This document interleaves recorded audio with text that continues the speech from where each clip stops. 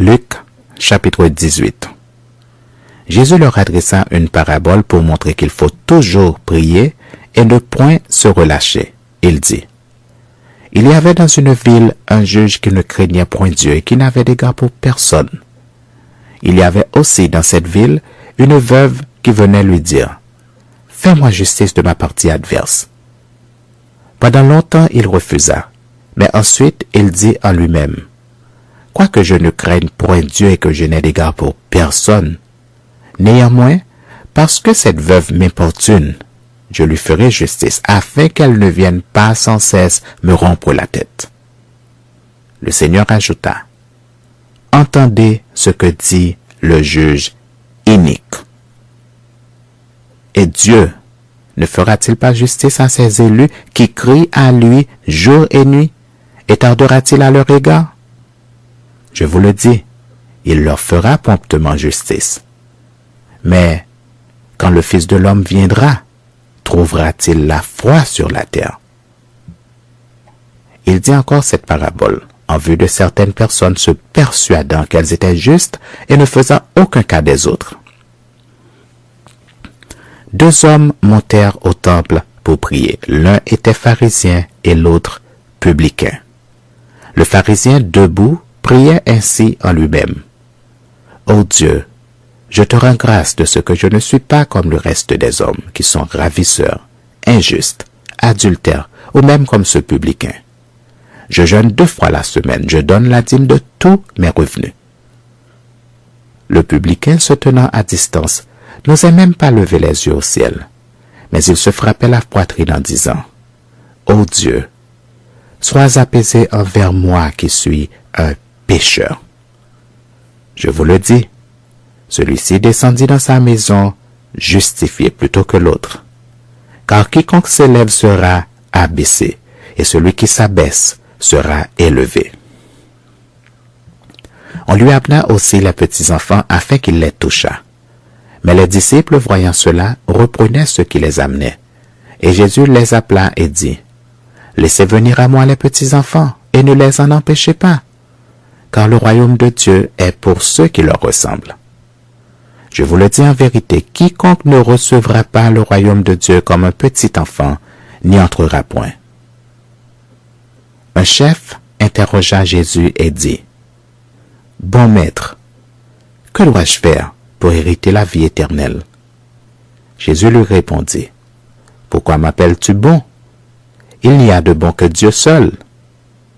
Tu connais les commandements, tu ne commettras point d'adultère, tu ne tueras point, tu ne déroberas point, tu ne diras point de faux témoignages, honore ton père et ta mère. »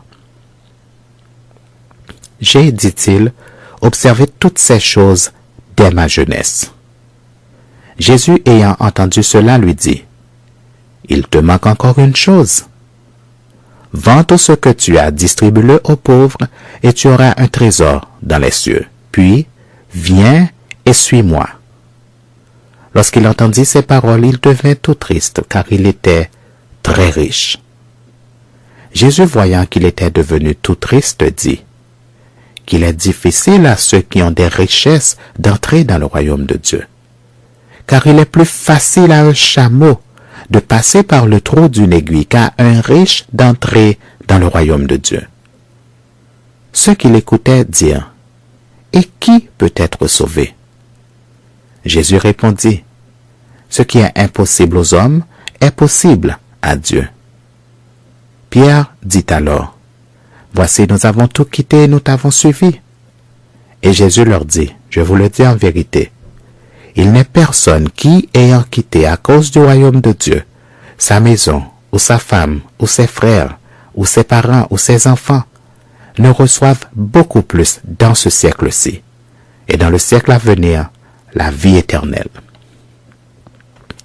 Jésus prit les 12 auprès de lui et leur dit, « Voici, nous montons à Jérusalem, et tout ce qui a été écrit par les prophètes au sujet du Fils de l'homme s'accomplira. Car il sera livré aux païens, on se moquera de lui, on l'outragera, on crachera sur lui, et après l'avoir battu de verge, on le fera mourir.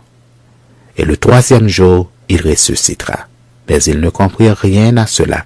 C'était pour eux un langage caché, des paroles dont ils ne saisissaient pas le sens. Comme Jésus approchait de Jéricho, un aveugle était assis au bord du chemin et mendiait.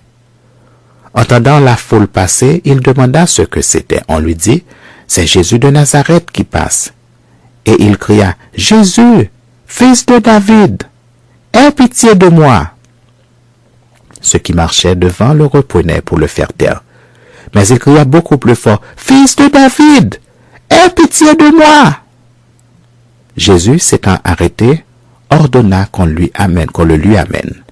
Et quand il se fut approché, il lui demanda, « Que veux-tu que je te fasse? » Il répondit, « Seigneur, que je recouvre la vue. » Et Jésus lui dit, « Recouvre la vue, ta foi t'a sauvé. » À l'instant, il recouvra la vue et suivit Jésus en glorifiant Dieu. Tout le peuple voyant cela, loua Dieu. Loua